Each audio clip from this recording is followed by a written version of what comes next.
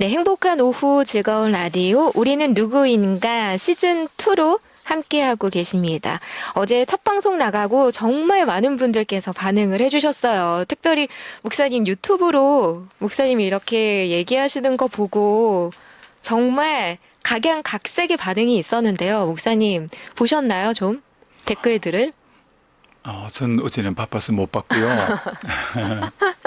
그러셨군요. 앞으로 좀 보시고요. 네네. 여러분, 목사님께 질문하고 싶은 거 있으면 과감 없이 댓글 남겨주시고, 그리고 이 시간 방송 듣고 계신 여러분은 문자와 카톡으로 남겨주시길 바랍니다. 우리가 어떻게 살 것인가에 대해서 얘기를 나누고 있는데, 저희의 이 얘기들이 여러분의 삶과 동떨어지지 않도록 살아가시면서, 네, 회사 다니시고, 학교 다니시고, 자녀들 키우시고, 이렇게 사회생활 하시면서 궁금하셨던 것들 마음껏 질문해 주시길 바랍니다. 문자는 우물정 1069번, 샵 버튼 누르시고 1069번으로 보내주시고요. 짧은 글 50원, 긴 글 100원의 정보 이용료가 있습니다. 그리고 유튜브로 들어가셔서 행복 PD 검색하시면요. 여러분 바로 들어오셔서 지금 이 방송을 보실 수도 있습니다. 어떻게 살 것인가에 대해서 고민하는 사람 옆에 있으면 이거 한번 봐봐 라고 카톡으로 공유해 주셔도 아주 좋습니다. 자, 지난 시간에 저희가요, 목사님, 네. 어떻게 살 것인가, 말씀대로 살면 된다. 말씀이, 복음이 우리의 삶을 이끌고 가면 된다. 이런 얘기 목사님 해주셨고요. 네네. 성경이라는 거는 사람의 말로 주어진 하나님의 말씀이다. 네네. 이런 얘기 해주셨어요. 네. 그래서 얘기를 하다가 나왔던 질문이, 근데 그 말씀을 어디까지 우리가 우리 삶에 적용을 해야 할 것인가? 이 질문을 제가 드렸더니 목사님께서 하나님의 말씀은 그 쓰여졌을 당시의 의미도 있고, 그리고 이 말씀의 대안은 현재 우리에게도 의미가 있다. 이런 얘기까지 해주셨거든요. 네. 네. 그렇죠. 성경은 첫째는 바르게 해석되어져야 그다음 그 말씀이 우리 삶에 바르게 적용되는 것이니까 성경 해석의 가장 큰 원칙을 잠시 언급했던 것처럼 성경 해석의 원칙은 그때 그곳에서 이 말씀이 무엇을 의미했는가 그것을 연구하는 걸 일컬어 성경 해석이라 이렇게 말하는데 네. 그러나 이제 성경 해석만 열심히 해놓고 그걸 지금 이제 여기에서 무엇을 의미하고 있는가라는 이제 적용을 안 한다면 그 말씀은 옛날 그때 그곳에 무엇을 의미했는가라고만 연구한다면 이건 뭐 고문서와 다를 바가 없고 이것은 사실 너무 성경이 메마르고 그리고 아무런 능력도 없는 우리하고는 상관도 없는 죽은 책에 해당될 것입니다. 네. 그러나 또 반대로 그때 그곳에서 이 말씀은 무엇을 의미했는가를 깊이 말씀을 묵상하고 연구 안 하고 바로 삶의 현장으로 적용을 해버리면 이것이 정확한 그때 그곳에서 무엇을 의미하는가를 모르고 적용을 해버리면 이게 뭐 중구난방으로 이게 적용이 되고 자의적 해석이 되어서 자기 임의대로 말씀을 적용하게 되고 어떤 의미로 말씀을 엉뚱하게 남용하는 그런 폐단이 올 수밖에 없겠죠. 예. 그래서 우리는 성경 해석의 가장 기본 그때 그곳에서 무엇을 의미했는가를 깊이 우리가 공부하고 연구해야 되고요. 그리고 지금 이곳에서 이 말씀은 어떤 의미가 있는가 이렇게 적용해 갈 때 바로 우리가 누구인가 이렇게 삶을 살아내기에 너무너무 편하고 좋다 이렇게 말할 수 있겠죠. 그러니까 성경도 여러분 이게 그때 상황에서 무엇을 의미하는 어떤 배경에서 나온 하나님 말씀인지 잘 아셔야 할 뿐만 아니라 지금 여기서 나에게 어떤 의미를 주고 있는지 이렇게 두 마리 토끼를 다 잡으셔야 된다는 얘기인데, 그러면 성경을 대할 때 바른 성경의 해석법 같은 것도 있나요?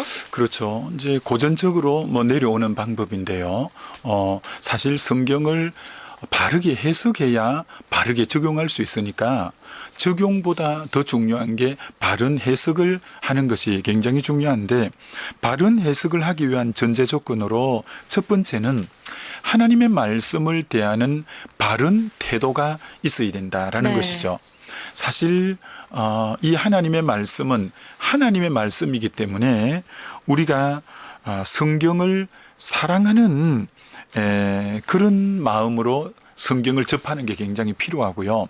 그리고 하나님의 말씀 앞에 겸손된 자세가 말씀을 해석하는 가장 근본적인 자세이고, 네. 특별히 설교자나 우리가 조심해야 될 것은 성경 말씀을 가지고 자기가 하고 싶은 말을 하려고 하는 유혹을 많이 받는데, 이건 정말 좋지 않죠.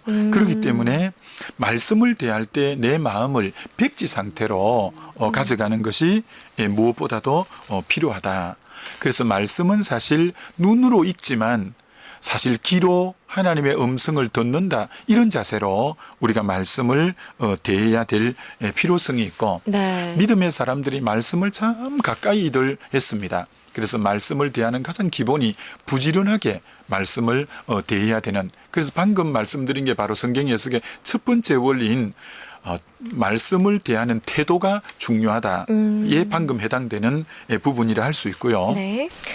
그러니까 첫 번째의 그 바른 성경의 해석, 그 첫 번째가 말씀을 대하는 태도라는 얘기시잖아요. 네네. 하나님의 말씀을 내가 하고 싶은 얘기를 하기 위해서 빗대는 것도 아니고, 그리고 부지런하게 하나님 말씀을 읽어야 된다, 이런 얘기를 해주시는 건데, 그럼 두 번째는요? 두 번째 성경 해석의 굉장히 그 중요한 부분이 전체를 먼저 한번 읽는 것이 굉장히 중요하다라는 거예요. 전체를 읽어야 된다. 예, 그게 무슨 말씀이냐면 지금 요즘 우리 한국 교회에서 아주 뭐 참 좋은 거죠. 큐티를 많이 하잖아요. 근데 큐티 본문은 한 장에서도 한 패러그래프, 한 단락을 가지고 하지 않습니까? 네. 그러다 보니까 물론 그 말씀에서 깨우치고 은혜 받고 적용하고 이런 부분도 귀하지만, 어떤 의미로 큐티가 가지고 있는 한계가 뭐냐면 한 고 단락만 가지고 하니까 전후 문맥을 통해서 말씀을 안 봄으로 인해서 진짜 하나님이 말씀하시고자 하는 문맥에서 이탈된 해석을 할 우려도 굉장히 많은 거죠. 왜? 전체 흐름에서 안 보고 그 부분만 딱 보니까 근데 그 부분에서만 은혜를 받으려고 하지, 이 말씀을 원래 하실 때 전체 흐름 속에서 그 말씀을, 그래서 언제나 전체를 보고 그 부분을 봐야 잘 해석되어진다라는 거죠. 네. 이게 마치 병원에 가면 어디가 아프다 하면 그 부분만 조사하는 게 아니라 전체적인 엑스레이를 찍고 그다음 이제 그 부분을 구체적으로 이제 조직 검사도 하고 그 전체 그림을 보고 강론을 들어가는 것처럼 네. 항상 성경을 볼 때는 그 전체 글을 딱 보고 그 부분을 봐야 되는, 이게 이제 두 번째 바른 해석의 원리라, 이렇게 말씀할 수 있죠. 그래서 큐티도 하다가 안 하고 또 그러다 오랜만에 하고 그러면 안 되잖아요. 그리고 드문드문 보기 때문에 한번 여러분 큐티 시작하셨으면 계속 하셔야 됩니다. 그렇죠. 이제 그것도 필요하고, 사실은 큐티도 이제 굉장히 유익하고 통독을 좀 많이 해놓은 상태에서 네. 큐티를 하면 전체 먼저 숲을 딱 봐버렸기 때문에 네. 각각의 나무를 보면 이해하기가 훨씬 쉽죠. 통독. 알겠습니다, 목사님. 예. 세 번째로 갈까요? 세 번째는 네. 성경 해석이 굉장히 중요한 게 흔히 뭐 컨텍스트와 컨텐츠라고 하는 문맥과 내용이라고 하는 문맥에서 성경을 보라, 이게 해석의 왕이라고 흔히 하는 겁니다. 네. 말씀은 문맥에서 봐야 된다. 전후 문맥, 전체 흐름의 문맥 속에서 말씀을 보는 이 훈련이 성경 해석에는 굉장히 중요하다, 이렇게 말할 수 있는데, 흔히 문맥은 크게 두 가지로 역사적 문맥과 문학적 문맥 이렇게 나누는데, 간단하게 역사적 문맥이란 누가 언제 어떤 목적으로 또 이 말씀을 받는 그들의 상황은 어떻고 역사적 배경은 어떻고, 그런 역사적인 문맥 가운데 보는 것. 예. 그리고 또 문학적인 문맥 속에서 말씀을 보는 부분이 필요해요.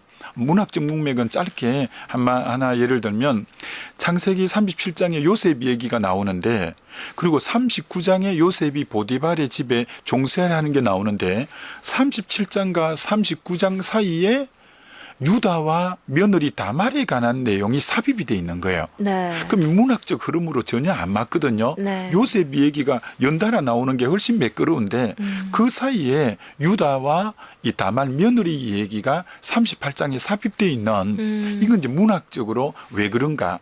예를 들어 그런 것처럼 역사적인 문맥도 필요하지만 문학적인 문맥에서도 바로 봐야 성경 해석이 사실 이제 바로 될 수 있다. 네. 이렇게 이제 볼 수 있고 그다음 컨텐츠라고 말하는 내용인데 내용은 아마 여러분 들어보셨을 건데 오늘 읽는 본문에서 반복적으로 자주 나오는 단어가 뭔지 오늘 읽은 본문에서 강조하는 강조점 흔히 빅 아이디어라고 말하는데 오늘 이 본문에서 대지라고 할 수 있는 빅 아이디어 가장 본문에서 강조하는 게 뭐냐라는 부분을 겸손하고 하나님을 경외하는 마음 가지고 딱 보면 그걸 이제 발견할 수가 있게 되고요. 네 번째요. 네 번째는 사실은 이 건전한 신학의 기초 속에 이 말씀 해석은 쌓여져 올라가야 된다. 즉 빙산의 일각이라고 할 때 드러나는 면은 한 10분의 1 정도만 드러나지만 10분의 9는 이 수면 아래 있잖아요.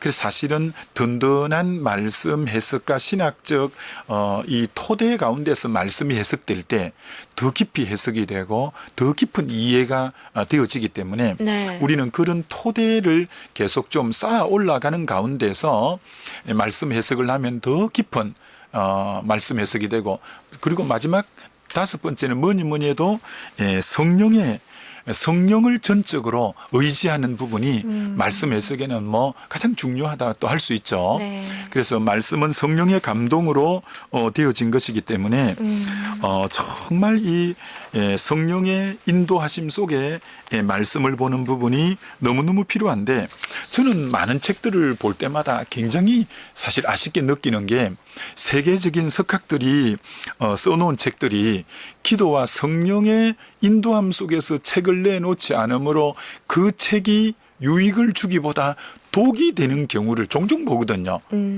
그걸 볼 때 굉장히 마음이 아프고, 야, 이 성령의 조명 속에 말씀 해석을 안 해놓으면 이건 도리어, 야, 독이 되는구나. 예. 느낄 때가 많거든요. 그렇군요. 여러분 이 방송을 들으실 때도 그리고 이 방송을 듣고 말씀을 보실 때도 이 무지의 방 안에서 어두움의 방 안에서 지금 목사님 얘기하신 것처럼 성령의 조명을 그러니까 우리가 어두움의 방에 있을 때 조명이 비추는 곳에 그 글을 읽고 무엇을 얘기하고 있는지 알 수 있는 것처럼 성령께서 조명을 비춰주시는 것을 여러분께서 보시고 이 방송도 들으시고 말씀도 보게 되시길 그래서 여러분의 삶이 변화되기를 바라고요. 어떻게 살 것인가에 대한 이 질문에 조금씩 해답을 찾아가시는 여러분 되시길 바랍니다. 오늘은 여기까지 하겠습니다. 지금까지 은평선교회교회 유승대 목사님이셨고요. 영상의 이욱주 실장님이셨습니다. 고맙습니다. 네, 감사합니다.